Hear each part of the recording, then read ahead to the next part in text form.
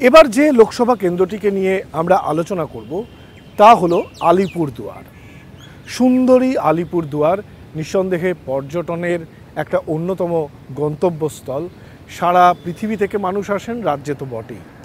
এই আলিপুরদুয়ারে ভোটের হাওয়া জমে উঠেছে এবং এই আলিপুরদুয়ার কার হাতে থাকবে, তৃণমূল কংগ্রেস নাকি বিজেপি, তাদের কাছেই ছিল এবং সমস্তটা মিলিয়ে এই মুহূর্তে আলোচনা তুঙ্গে, তর্জা তুঙ্গে।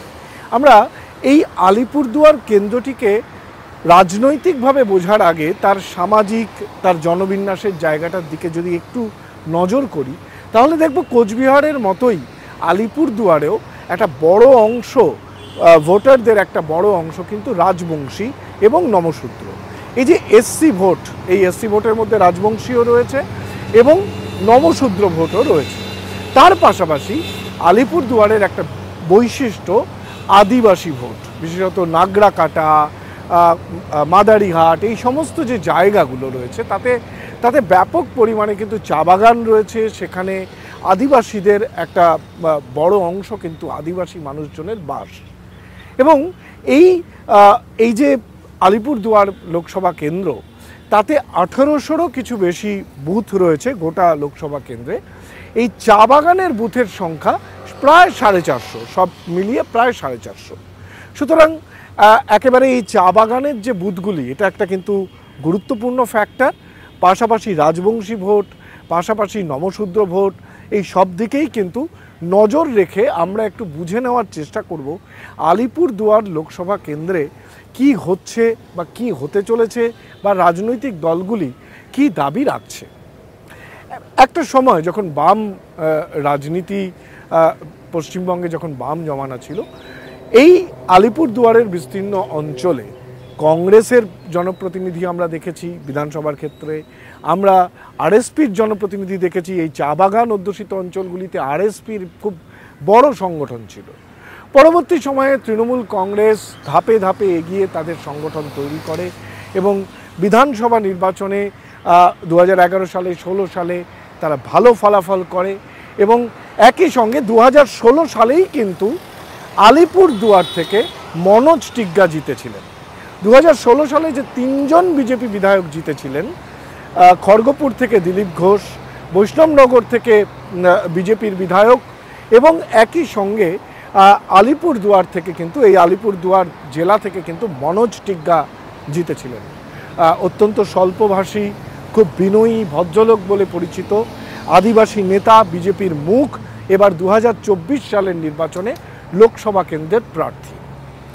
এর মধ্যে সামগ্রিকভাবে একটা বেশ কিছু ঘটনাবলীও ঘটেছে বিজেপি শিবিরের তরফে।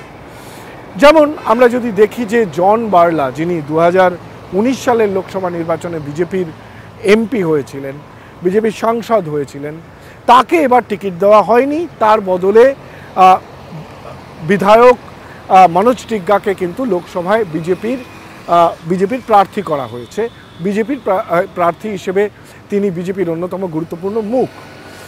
এখানেই অনেকেই মনে করছিলেন যে জন বার্লার টিকিট না পেয়ে বেশ অসন্তুষ্ট, এবং আমরা যেমনটা জানি যে জন বার্লার চা বাগান অঞ্চলে একটা বড় শ্রমিক সংগঠন রয়েছে, সামাজিক সংগঠন রয়েছে। এই সামাজিক সংগঠনগুলি অনেক দিন ধরে কিন্তু যথেষ্ট গুরুত্বপূর্ণ ভূমিকা পালন করে।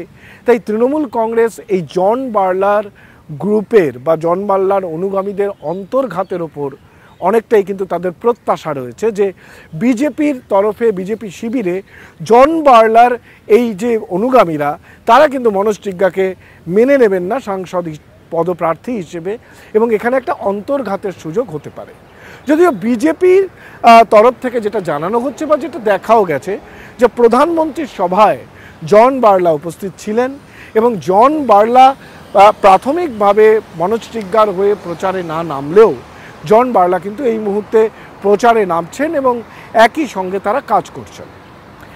সামগ্রিকভাবে আলিপুরদুয়ারে যিনি 2021 সালে বিজেপির যিনি বিধায়ক ছিলেন, তিনি কিন্তু বিজেপি ছেড়ে তৃণমূল কংগ্রেসে এসেছেন এবং তৃণমূল কংগ্রেস তার ঘর গোছানোর ক্ষেত্রে অন্যতম একটা জায়গা মনে করছেন চা বাগানকে। চা বাগানে পাট্টা বিতরণ এবং চা বাগানের শ্রমিকদের ক্ষেত্রে তাদের বেতন বৃদ্ধির ক্ষেত্রে গুরুত্বপূর্ণ ভূমিকা নিয়েছে তৃণমূল কংগ্রেসের সরকার, এবং তারা মনে করছেন যে চা বাগানের ক্ষেত্রে তারা বেশ ভালো রকম ডিভিডেন্ড পাবেন। যদিও মনে রাখার যে আলিপুরদুয়ার জেলা তৃণমূল কংগ্রেসের মধ্যে গোষ্ঠীদ্বন্দ্ব কিন্তু একটা যথেষ্ট পরিমাণে একটা মাথা ব্যথার কারণ। এই গোষ্ঠীদ্বন্দ্ব সৌরভ চক্রবর্তী বনাম নব্য প্রজন্মের যে সমস্ত তৃণমূল কংগ্রেসের নেতারা আছেন তাদের মধ্যে একটা ঘাত প্রতিঘাত রয়েছে, এবং এই ঘাত প্রতিঘাত জেলা পরিষদ স্তরেও রয়েছে। যদিও আলিপুরদুয়ারকে জেলা হিসেবে ঘোষণা করেছিল, এটা মমতা বন্দ্যোপাধ্যায়ের সরকারের আমলেই জেলা হিসেবে স্বীকৃতি পায়, এবং প্রাথমিকভাবে কিন্তু তার যথেষ্ট ডিভিডেন্ড তৃণমূল কংগ্রেস পেয়েছে। কিন্তু এই মুহূর্তে যে মেরুকরণের রাজনীতি হয়ে আছে তাতে হিন্দু ভোট, অর্থাৎ হিন্দু ভোটের যে নমশূদ্র ভোট, রাজবংশী ভোট, অন্যান্য নমশূদ্র ভোট, বিজেপি দাবি করছে যে এটা তাদের দিকেই যাবে। অন্যদিকে তৃণমূল কংগ্রেস কি সমীকরণ করেছে? তৃণমূল কংগ্রেস আদিবাসী ভোট ব্যাংকের দিকে বিশেষভাবে নজর দিচ্ছে, মহিলা ভোট ব্যাংকের দিকে অন্যান্য লোকসভা কেন্দ্রের মতো এখানেও বিশেষভাবে নজর দিচ্ছে, এবং জেনারেল কাস্টের মধ্যেও কিন্তু তারা অনেকটা ভোট পাবেন বলে তারা আশা রাখছেন। এবং এই যে বুলুচিক বরাইকে প্রার্থী করা হয়েছে তার ভেতরেও একটা নিশ্চিতভাবে সমীকরণ কাজ করছে। তিনি একজন আদিবাসী নব্য প্রজন্মের মুখ, এবং তিনি রাজ্যসভার সাংসদও বটে। সব মিলিয়ে তৃণমূল কংগ্রেস কিন্তু বেশ অঙ্ক কষে সমীকরণ করছেন, এবং একই সঙ্গে জন বার্লা বনাম মনোজ টিগ্গার মধ্যে কোনো দ্বন্দ্বের পরিবেশ তৈরি হয় কিনা, সেখান থেকে কোনো সুফল পাওয়া যায় কিনা সেদিকেও তারা অঙ্ক কষছেন। তবে এক্ষেত্রে দাঁড়িয়ে মনোজ টিগ্গার মুখকে সামনে রেখে, এবং অবশ্যই যেটা বিজেপি বলছে না তা হলো মেরুকরণের রাজনীতি, সেই মেরুকরণের রাজনীতি এবং আদিবাসী অংশের যে ভোট ব্যাংকটা রয়েছে জন বার্লার হাতে, যা বিজেপির আশা নিশ্চিতভাবে তারা সেখানে ভোট পাবেন কোনো অন্তর্ঘাত না হলে। যদি কোনো অন্তর্ঘাত না হয়, তার কারণ এই আলিপুরদুয়ার লোকসভা কেন্দ্রে মনোজ টিগ্গা বিজেপির অত্যন্ত গুরুত্বপূর্ণ প্রার্থী, তিনি জনপ্রিয় একজন বিধায়ক, এবং অনেকেই মনে করছেন যে তিনি শেষ হাসবেন আলিপুরদুয়ার কেন্দ্রে বিজেপির পতাকা নিয়ে। তবে জন বার্লার অনুগামীদের কোনো অন্তর্ঘাত সেখানে হয় কিনা এটা নিঃসন্দেহে রাজনৈতিক পরিসরে একটা আলোচনায় রয়েছে। সেটা যদি অন্তর্ঘাত হয় কতটা হবে, সেক্ষেত্রে কি তৃণমূল কংগ্রেস জয়ের জায়গায় রয়েছে, নাকি তাদের বিজেপির যে জয়ের মার্জিন সেই জয়ের মার্জিনটা অনেকটা নামবে? এটা নিশ্চয়ই একটা আলোচনার বিষয়। তার কারণ ভোটের দিন যত এগোবে তত বিভিন্ন পারিপার্শ্বিকতার যে প্রভাব, সেই প্রভাবের ওপর দাঁড়িয়ে এই বিশ্লেষণটা আরও স্পষ্ট হয়ে উঠবে। তবে নিঃসন্দেহে জনপ্রিয় বিজেপির বিধায়ক মনোজ টিগ্গা বিধানসভার অত্যন্ত গুরুত্বপূর্ণ মুখ, তাকে প্রার্থী করে বিজেপি মনে করছে যে শেষ হাসি তিনিই হাসবেন। আর তৃণমূল কংগ্রেস মনোজ টিগ্গা বনাম জন বার্লার অন্তর্ঘাতের বা দ্বন্দ্বের সুফল কতটা পাওয়া যায়, এবং আদিবাসী তরুণ মুখকে সামনে দাঁড় করিয়ে তারই বা সুফল কতটা ঘরে তুলতে পারে তৃণমূল কংগ্রেস, তাদের অঙ্ক কিন্তু অবশ্যই সেদিকে।